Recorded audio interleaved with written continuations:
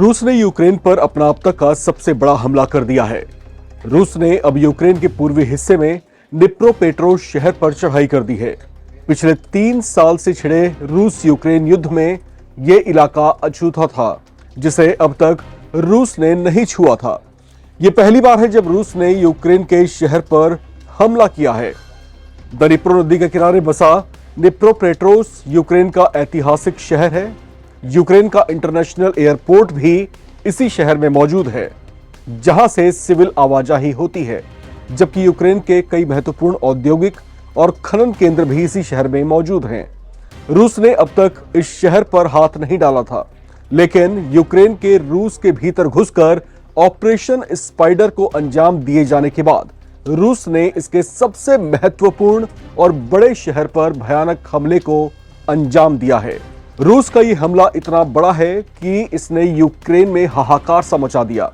रूसी राष्ट्रपति पुतिन ने, जो यूक्रेन के एक के बाद एक 2 बड़े ऑपरेशन से तिलमिलाए हुए थे, उन्होंने अब दिखाना शुरू कर दिया है कि रूस से टकराने का अंजाम कितना घातक हो सकता है। जिस तरह से यूक्रेन ने रूस के अंदरूनी क्षेत्रों में घुसपैठ करके उसके एक बड़े सैन्य बेस को तबाह किया था और 40 से ज्यादा फाइटर जेट्स को बर्बाद कर दिया था, अब उसी तरह से रूस की सेना ने भी यूक्रेन के भीतरी और अनछुए शहरों पर कहर बरसाना शुरू कर दिया है। रूस के ऐसे बड़े और तगड़े एक्शन से जाहिर हो गया है कि उसने यूरोपियन यूनियन की चेतावनी के बावजूद ऐसे हमले को अंजाम देकर यह जता दिया कि वो पश्चिम की किसी ताकत से नहीं डरता।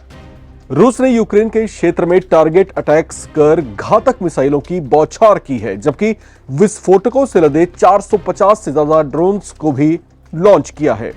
इस बड़े हमले से यूक्रेन की सेना में अचानक भगदड़ सी मच गई है। यूक्रेनी अधिकारियों का कहना है कि यह इस इलाके में सबसे बड़ा अटैक है। यूक्रेन पर हुए इस हमले के बाद पड़ोसी नाटो देश पोलैंड भी दहशत में है। रूसी खतरे को देखते हुए सोमवार को पोलैंड ने अपनी हवाई सीमा को सुरक्षित करने के लिए फाइटर जेट्स को भेज दिया। पोलैंड की वायुसेना के ऑपरेशन कमांड ने एक बयान में कहा कि रूस की ओर से यूक्रेन पर भीषण हवाई हमले के बाद पोलैंड और अन्य सहयोगी देशों की वायुसेना ने पोलैंड के हवाई क्षेत्र में उड़ान भरी है। यूक्रेन में डिप्रोपेट्रोव सिटी के मेयर ने कहा कि यह रूस की ओर से इस इलाके में किया गया अब तक का सबसे बड़ा हवाई हमला है। यूक्रेन के रियने इलाके में मेयर ओलेसंद्र ट्रेटियाक ने कहा कि रूस ने युद्ध के मोर्चे के साथ साथ काफी अंदर तक हमला किया है। इस दौरान रूस ने पश्चिमी यूक्रेन के दर्जनों ड्रोन्स और मिसाइलों से भी हमला किया।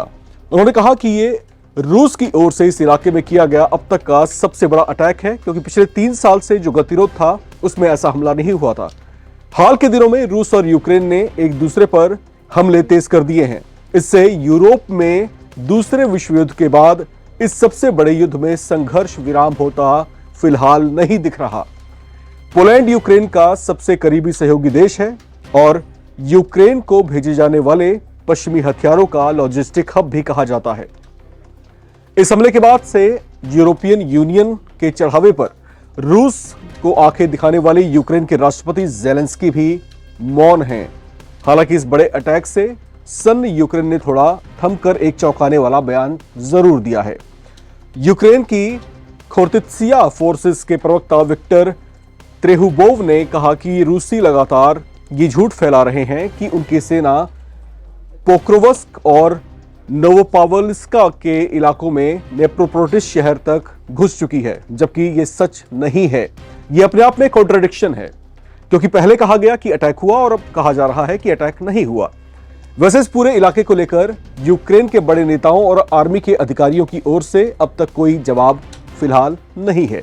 हालांकि यूक्रेन के साउथ आर्मी कमांड ने इस खतरे को स्वीकार किया है और उन्होंने कहा भी है कि रूस ने डिप्रोपेट्रोव शहर के प्रवेश करने का इरादा नहीं छोड़ा। हालांकि रशियन आर्मी के हमलों की बात उन्होंने भी स्वीकार नहीं की है। अब ये फैक्ट यूक्रेन क्यों छुपा रहा है, उस पर अलग तरह से चर्चाएं हैं।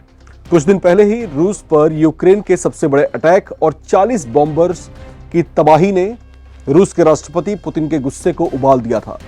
रूस ने इसे अपनी संप्रभुता पर किया गया हमला बताया था, जबकि रूस के कई किलोमीटर भीतर घुसकर उसके एयरफोर्स बेस पर किए गए इस सफल हमले के बाद यूक्रेन के राष्ट्रपति वोलोदिमीर जेलेंस्की अपना सीना ठोकते और अपनी फोर्सेस को शाबाशी देते देखे गए थे। इस बड़ी घटना के बाद दुनिया भर के बुद्धिजीवियों ने कहना शुरू कर दिया था कि यूक्रेन ने ऐसी हरकत से रूस के प्रलयंकारी गुस्से को ट्रिगर किया है, जिसका उसे घातक अंजाम भुगतना पड़ेगा। ये संभावनाएं भी जताई जाने लगी थी कि यूक्रेन से बड़े और विनाशकारी बदले की उल्टी गिनती शुरू हो चुकी है और यह भी कहा जा रहा था कि रूस अब इसे लंबे चलते आ रहे जंग को एक नई परिभाषा भी दे सकता है। यूक्रेन की ओर से रूस के खिलाफ चलाए गए ऑपरेशन स्पाइडर के बाद सिर्फ यूक्रेन ही नहीं बल्कि यूरोप में इस बात की सुगबुगाहट बढ़ गई थी कि रूस के सब्र का पैमाना अब छलकने लगा है और वो अब कभी भी कयामत ढा सकता है। चर्चा इस बात को लेकर भी थी कि रूस कहीं यूएसएसआर वाले पुराने दौर में तो नहीं लौटना चाहेगा और कहीं अब उसकी जंग पूरे यूक्रेन पर कब्जे की तो नहीं है, क्योंकि जिस तरह से यूक्रेन के पीछे समूचा यूरोपियन यूनियन गोलबंदी करके खड़ा हो गया था और उसे समर्थन दे रहा था, इसे रूस एक बड़ी चुनौती के तौर पर देख रहा है। कुछ बुद्धिजीवियों का यह भी कहना है कि रूस पिछले 3 साल से यूक्रेन के साथ जंग में उलझने से पूरी तरह से परेशान और फ्रस्ट्रेट हो चुका है और जल्दी ही इसे अपने तरीके से और अपनी शर्तों पर खत्म करना चाहता है। लेकिन इस पर यूरोपियन यूनियन के रुख को देखते हुए यह संभव नहीं लग रहा। ऐसे में रूस किसी बड़े और विनाशकारी फैसले से इसका समाधान कर सकता है। Germany, France, Poland, Italy, Norway, Finland, Sweden और ब्रिटेन, इन देशों पर आरोप है कि ये रशियन रीजन में अशांति को भड़काने के लिए यूक्रेन की हर तरह से सहायता कर रहे हैं ताकि रूस लंबे समय तक युद्ध में उलझा रहे और आर्थिक तौर से उसको तोड़ा जा सके। लेकिन सवाल यह है कि क्या रूस खुद को ऐसे नुकसान पहुंचने देगा? अगर जवाब नहीं है तो यह पूरे यूरोप के लिए एक बहुत बड़ी चेतावनी है। बहरहाल यहां पर जो है रूस ने रिटेलिएट करना शुरू कर दिया है और उसकी ओर से भीषण हमले यूक्रेन पर किए जाने शुरू हो गए हैं। और जैसे कि अटकलें और संभावनाएं लगाई जा रही थी कि अब जो है बारी यूक्रेन के उन शहरों की है जहां तक पिछले 3 साल में रशियन आर्मी नहीं पहुंची थी या फिर वहां पर नहीं पहुंचना चाह रही थी।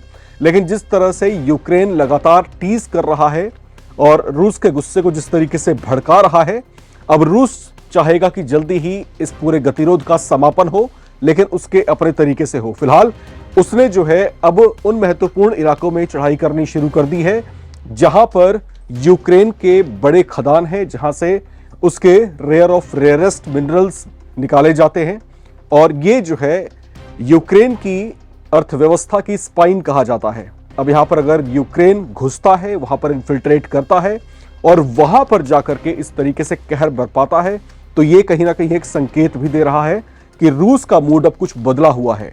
अब उसकी लड़ाई यूक्रेन से नहीं बल्कि यूक्रेन के लिए हो सकती है और ये किस तरीके से होगा और किस तरीके से, किस रणनीति के तहत और किस स्ट्रेटजी से वो पूरा करना चाहेगा, फिलहाल ये भविष्य में इसका जवाब आपको मिलेगा। बहरहाल राम की आज की रिपोर्ट में इतना ही। बाकी तमाम अपडेट्स के लिए आप लगातार बने रहें और देखते रहें एनबीटी ऑनलाइन। नमस्कार।